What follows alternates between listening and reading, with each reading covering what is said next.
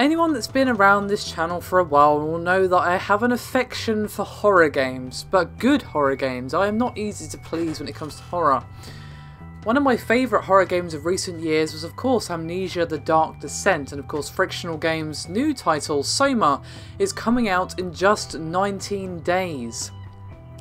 Now there is a new trailer release which of course is playing in this video, but of course will also be linked in the description below this video if you wish to watch it properly, but they also took the opportunity to answer 3 of the most common questions regarding SOMA. So if you, like myself, are looking forward to this game, I have some more info for you. So the first question is SOMA scarier than Amnesia: The Dark Descent? And their responses: we think SOMA is just as scary, if not even more so, but in a different fashion. In Amnesia: The Dark Descent, there's constant oppression that starts from the get-go, peaks somewhere halfway through, and then continues until the end. What you get is a game that's very nerve-wracking, but also which becomes numbing after a while. It's pretty common for players to feel the game loses much of its impact halfway through. SOMA is laid out a bit differently. At first it relies more on a mysterious and creepy tone, slowly ramps up the scariness, and peaks pretty late in the game. Another aspect is that SOMA's horror relies a lot on the player starting to understand the underlying subjects we're exploring. These elements will be present from the very start, and then, as the game progresses, you'll encounter them in increasingly disturbing situations. Things which seem trivial at the start of the game, which will become more deeply entangled with your own story later in the game. It's also important to point out that SOMA relies on a very different scare tactic. In Amnesia, the focus was having a haunted house style ride where creepy supernatural things could pop up at any point. Most of the scares were all about that inducing primal afraid of the dark like responses. SOMA, on the other hand, derives much of its horror from the subject matter. The real terror will not just come from hardwired gut reactions, but from thinking about your situation and the events that unfold from it. The next question is one that has probably been bugging some people since Amnesia: A Machine for Pigs, and of course since SOMA was announced, as to whether or not SOMA will actually have proper puzzles. And they had a short and a long version of this. The short answer is yes, it will have puzzles similar to those in Amnesia: The Dark Descent. However, the long answer is, while SOMA does have a bunch of puzzles, they are designed a bit differently. First, the puzzles in SOMA have been designed to flow along with the narrative. Our goal is for you to never feel like puzzles have added merely to provide some extra padding. I want them to feel as an integral part of the experience. For example, in one area we have a door that needs to be opened, but there is also a communication device that runs off the same power source as the door, so the puzzle goal becomes entangled with the narrative one. On top of that, you also need to take part in a creepy activity in order to get the power running. That means solving the puzzle is far from a purely mechanical exercise, but includes a strong sense of narrative too.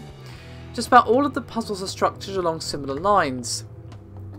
Second, many puzzles are spiced up with some kind of hard decision, making them a lot less straightforward to solve. For instance, in one scene you need to decide whether you want to inflict terrible pain on a robot, or take your chances with the warning signs that the former residents of Pathos have left you.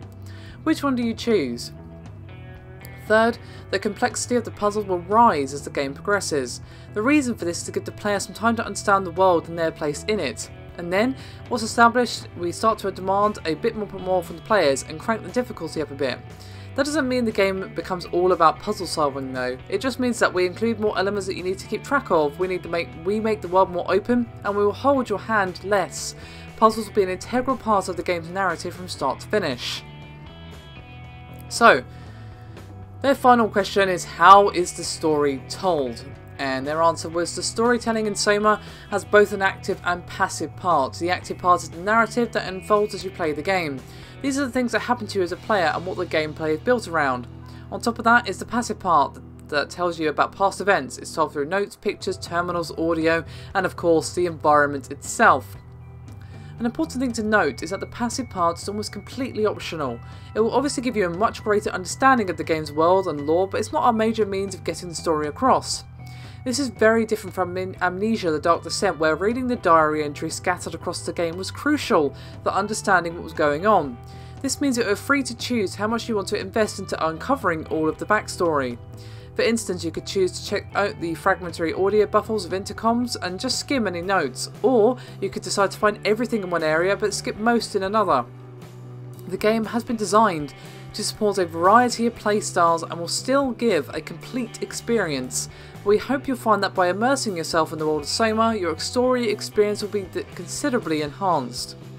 There is also a big emphasis on making everything coherent. You won't find any haphazardly strewn notes, documents or props in SOMA. Everything is there for a reason, to the point where you can get story information from merely pondering the placement of a book or picture on a desk. SOMA is easily the most story-heavy game we have made so far, but unlike our other titles, the major part of that story comes from simply playing the game. So, there you have it. Some rather lengthy statements there, but it all sounds really, really good. I have to say, I'm really looking forward to SOMA. Looking through some screenshots of it now, and it looks very pretty actually. They have definitely improved their engine a lot since Amnesia: The Dark Descent and of course A Machine for Pigs. And I'm really looking forward to it. I am a little concerned about the puzzles, just because I'm terrible at them, but that's a personal thing, nothing to do with the game, to be honest. I actually quite like how the narrative is tied to the puzzles, and gameplay and story kind of go hand in hand. That's when storytelling in games is at its best, when a story isn't just something that happens to you. It kind of feels related to your actions, and you actually feel like you're involved in the story rather than just, you know, trundling along on a track until, you know, next cutscene arrives or whatever. So it definitely sounds SOMA is going to be an excellent horror game and an excellent follow-up to The Dark Descent. I was very disappointed with The Machine for Pigs. Yes, it was developed by the Chinese Room and not Frictional Games, but it was still a disappointment. It wasn't a bad game, just wasn't scary, wasn't what I wanted from a game with Amnesia in the title, and SOMA sounds like a massive return to form. Of course, Frictional are once again at the helm.